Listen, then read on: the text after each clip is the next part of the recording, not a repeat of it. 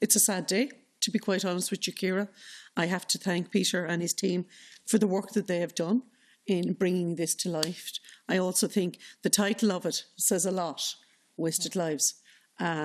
So, to be quite honest with you, it's not a proud moment to be a Minister for Disabilities, but it's a moment, and it's not just today. Myself and Peter would have met last year, where I've put plans in place, Ciara, to address this.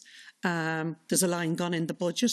While it might be only a small line, it's a real line that I want to address this issue.